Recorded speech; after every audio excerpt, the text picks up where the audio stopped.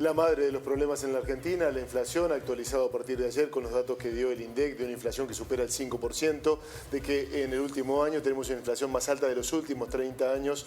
Bueno, vamos a contarte lo que tiene que ver con la trama de esta inflación, tratar, al menos por eso está con nosotros Marianela Gómez, quien es economista. Claro que sí, bueno, y también a colación de lo que decía el presidente Alberto Fernández hace algunas horas, en el contexto mundial, cómo se acentúa ese proceso inflacionario. Muy buenas noches, Marianela. Buenas noches, gracias por la invitación. Sí, claramente el tema de la inflación es un problema argentino ya bastante recurrente, diríamos, pero ha emergido como un problema también internacional. Pero ¿no? Hoy subieron la tasa en los Estados Unidos. Sí, las tasas de interés porque también están previendo tasas de inflación que son récord para ellos, ¿no? Para nosotros sería un chiste 5% anual, pero para Estados Unidos representan récords de tasas que no se registraban en los últimos 30 años, ¿no?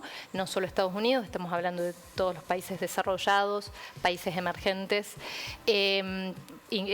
Hace poco la CEPAL hizo un informe para, digamos, los efectos de la guerra de Ucrania en América Latina y, excluyendo el caso de Argentina, muestra la evolución del índice de precios para todos los países de Latinoamérica, y cómo esa evolución también se explica en gran parte por la explicación de alimentos y energía, que son los rubros que están impulsando la inflación a nivel internacional. Y por eso arrancamos, ¿te parece? ¿Qué pasa con eso, con los alimentos, la preocupación de la gente? Si bien, en particular en el índice de precios se ve que bajó un poco respecto del promedio del índice, lo que tiene alimentos es el peso en la construcción del índice, ¿no? Porque lógicamente el índice se construye a partir de una canasta de bienes que consume una familia y uno de esa canasta de bienes, el que ocupa mayor lugar, son los alimentos. Por eso, si bien los alimentos disminuyeron un poco, el peso que sigue teniendo, la ponderación que se dice en economía, el peso que siguen teniendo los alimentos en la canasta,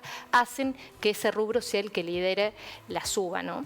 Después, bueno, van variando los rubros que van subiendo, pero en definitiva coincidimos muchos economistas que si bien hay una desaceleración que se viene dando, es una desaceleración muy lenta y no alcanza para llegar a un nivel de inflación que sea un poco más razonable, ¿no? Vamos a estar con niveles de inflación que van a ser superiores a los del año pasado y que son niveles de inflación altos en una economía que digamos, viene de una fragilidad muy grande. Venimos de un proceso de endeudamiento muy, muy intenso que generó mucha volatilidad en la economía, en el tipo de cambio, ¿no? Con devaluaciones que hubo durante 2018, cuando se tuvo que recurrir al fondo, 2019.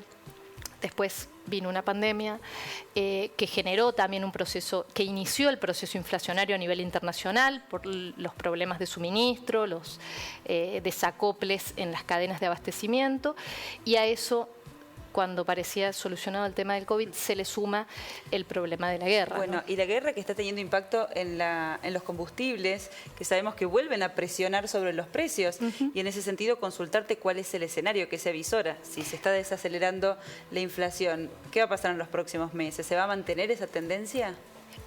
Justamente el problema de la energía como un precio que forma parte de todo el resto de los precios, ¿no? Entonces, desde mi perspectiva teórica, que abono más a la explicación de la inflación como un fenómeno de costos, este hecho de que los precios de la energía estén en suba y en un contexto internacional que sigue siendo muy incierto, porque digamos, esta suba de la tasa de interés en Estados Unidos responde un poco a este desconcierto que hay a nivel internacional de qué es lo que va a pasar, hacia dónde se dirige la economía mundial. Eso va a hacer que siga siendo una presión muy fuerte, ¿no? Por eso también la cuestión de que ya venía desde antes como un objetivo del gobierno, el pensar en conseguir divisas no solo por la fuente del sector agroexportador, sino también incorporar el sector energético como un sector clave, Argentina teniendo los recursos para eso, para generar divisas genuinas, ¿no? Y bueno, ahí también aparecen todas las complicaciones de que no es algo que se pueda solucionar rápidamente, ¿no? Bueno, Uno no. Esa es la respuesta para la gente que te está escuchando ahora, que está en su casa, que es asalariado, que tiene un negocio. Aún en la mejor de las circunstancias, esto, si evoluciona favorablemente, lo hará muy lentamente, ¿no? El escenario es que sí, los márgenes concretos de maniobra que están teniendo el gobierno son muy pocos, quedaron bastante más acotados esos márgenes de maniobra después del acuerdo firmado con el FMI, que fue un acuerdo forzado, digamos, no había otras alternativas, y donde sigue siendo muy fuerte todavía la restricción externa. ¿Qué es la restricción externa? La escasez de dólares, ¿no? Claro. Siempre seguimos estando pendientes de qué pasa con el dólar, justamente porque no lo tenemos, y eso hace también que se generen problemas con los cupos a las importaciones, que el gobierno se ve obligado a restringir porque no tiene los dólares para pagar esas importaciones, y eso hace que el precio de esos insumos suban y esos precios se trasladan al resto de la cadena, ¿no? Como un precio básico que está también operando. La restricción externa, la escasez de dólares y la inflación son problemas muy difíciles que está teniendo el gobierno y que no está teniendo el suficiente margen de maniobra para poder operar, por lo que decimos, ¿no? Claro. Quería consultarte como para desarrollar un poquito la cuestión que recién deslizabas, que entendés a la inflación como una cuestión de costos, porque hay como entre los economistas distintas escuelas para tratar de ver, bueno, cuál es la causa, cómo se explica ese fenómeno. ¿Qué significa decir que la inflación es una cuestión de costos? Digamos, hay una línea de la inflación que entiende la inflación como un fenómeno de demanda, esto es, los costos aumentan porque hay mucha demanda y la oferta no puede reaccionar. No sería el caso de Argentina porque básicamente con los sueldos deprimidos, con los bajos ingresos, no estaría Dicen siendo que la podría haber sido demanda... más la inflación si hubiera más capacidad de compra, ¿no? Más consumo. Claro. No sería la demanda la que estaría impulsando esos precios, ¿no? Después hay una explicación monetarista, que es la que más prestigio tiene en los medios, la más escuchada, que tiene que ver con que la inflación es un fenómeno que responde pura y exclusivamente a la emisión monetaria. Y eso lo vimos con la gestión de Macri, que no la emisión fue cero y se Claro. alcanzaron récords de inflación, y por otro lado, durante la pandemia, que la emisión que hizo el gobierno para asistir a las empresas y a las personas también fue una emisión récord y fue el año que menos inflación tuvimos de este periodo de gobierno, ¿no? Entonces, la emisión descartada como una explicación que nos sirva para entender la inflación en Argentina. Desde mi punto de vista, la explicación más sólida tiene que ver con entender que hay precios que definen el resto de los precios, ¿no? Que son los precios básicos de la economía, que esos precios básicos tienen que ver con el tipo de cambio, o sea, cuánto vale el dólar, porque eso me define cuánto me va a costar importar un insumo para generar esa producción. También me va a definir cuánto me va a costar exportar, y ese precio de exportable, en nuestro caso, que exportamos lo que comemos, también influye. Entonces el valor del tipo de cambio es un valor que influye mucho en la formación de los precios del resto de los productos. Los salarios, lógicamente, los costos es un costo de producción fundamental, y las tarifas, ¿sí? Los precios internacionales están como formando parte de lo que diríamos el dólar o el tipo de cambio.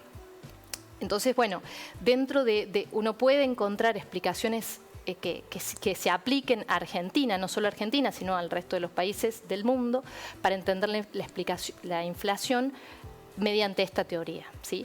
Entonces yo por ahí discuto mucho con mis compañeros, recién lo mencionábamos a Gustavo, con otros compañeros economistas, con la explicación puramente de oligopólica, ¿no? Digo, en estos últimos días también el tema de la anónima y la formación de precios tuvo... Bueno, digo, si bien es cierto que hay una porción importante de los grupos más concentrados de poder que aprovechan estas situaciones para formar precio. Para formar precio y para ganar, no alcanza para terminar de explicar del todo el fenómeno. 20 personas no pueden definir una cosa así, digamos. Aunque sí, ahí hay una disputa, ¿no? Y digo, entender también que la inflación es un fenómeno de costos, también, paréntesis, implica entender que Argentina tiene una puja distributiva no está resuelta, ¿no? Claro. Y la inflación es el lugar donde se expresan estas tensiones, ¿no? Entonces, por un lado están los márgenes de ganancia tirando, por otro lado están los salarios también tirando, y hay periodos en donde el trabajo asalariado gana en esa disputa y hay periodos en donde pierde, ¿sí? Pero siempre, digamos, no es un juego de suma cero. En economía siempre hay alguien que gana y alguien que pierde, ¿no? Bien. Marianela, muchas gracias. Que tengas buenas noches. Muchísimas gracias por visitarnos.